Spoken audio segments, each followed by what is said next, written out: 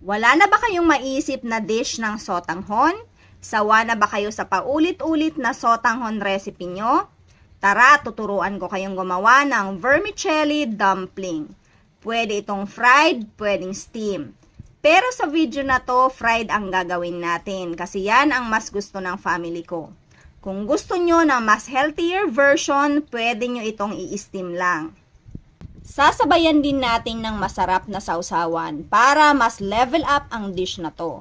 Alam nyo, pwede itong pambenta idea kasi ang dami ko din talagang nagawa. At kung mahilig kayo sa no-meat recipe, for sure magugustuhan nyo to. Simulan nating ibabad sa mainit na tubig ang 100 grams Good Life Premium First Class Vermicelli. Ito talaga ang ginagamit ko kasi totoong maganda siyang gamitin. Kahit ibabad na sa tubig, hindi siya soggy. Firm pa din at crystal clear ang noodles lalo sa masasabaw na dishes. Ibabad lang ng 5 to 6 minutes, i-drain at i-set aside. Gagamitin natin yan mamaya. Meron ako ditong 4 na pirasong tokwa. Kailangan hindi siya masyadong basa kaya nilagay ko sa bowl na may tissue. Ipat dry pa natin yan para hindi masyadong basa ang mixture natin. 7 or 8 pesos ang isa nito kaya pasok pa din siya sa murang recipe. Durugin ang tokwa. Pwede rin namang may kaunting chunks pero ako mas gusto ko durug talaga. I-add na ang sibuyas, bawang, carrots na kinudkod, spring onion at kinchay. Wala itong sukat mga mamis, tansya-tansya lang talaga. Haluin at iset aside. Isunod natin ang Good Life Premium First Class Vermicelli na na-drain na. Gupitin ng maiksi na saktong magkakasya sa dumpling wrapper.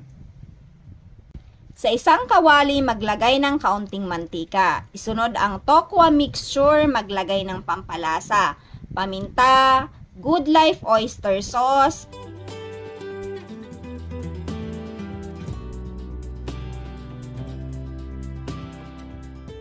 premium soy sauce, so pwede rin kayong gumamit ng regular soy sauce. Salt at para dagdag taste and aroma, Good Life sesame oil. So dapat dito pa lang sa part na to, malasang-malasa na ang mixture nyo. Tikman at mag-adjust ayon sa inyong panlasa.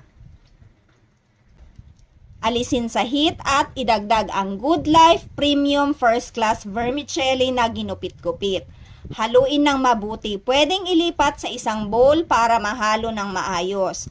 So gumamit ako dito ng gloves para mahalo ko siya ng mabuti.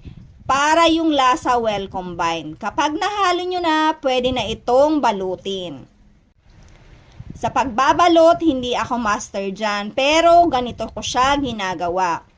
Para hindi siya pumutok at lalabas ang palaman. Etong una tawag ko dito, onion wrap. Watch nyo na lang kung paano ko siya ginawa.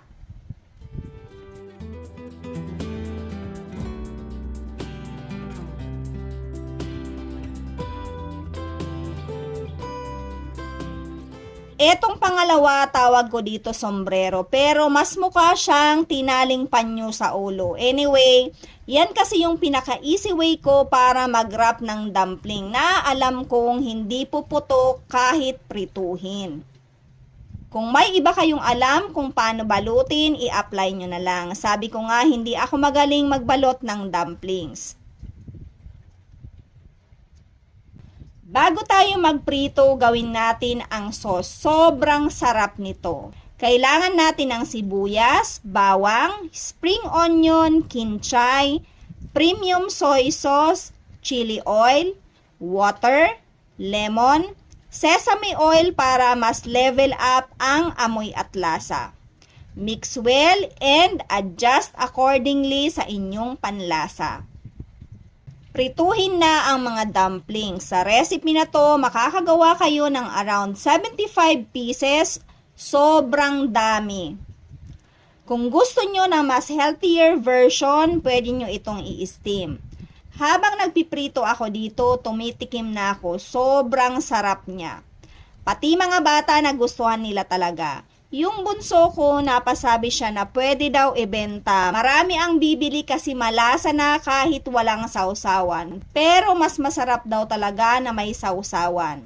Plating time for presentation. Nag-add lang ako sa ibabaw ng sausawan. Add more chili oil, spring onion at toasted garlic. O ayan, ano pang hinihintay nyo? Kung sawa na kayo sa sotanghon dish nyo, eto ang itry nyo. Alam kong mag-i-enjoy kayo dito. Lahat pala ng Good Life products available nationwide.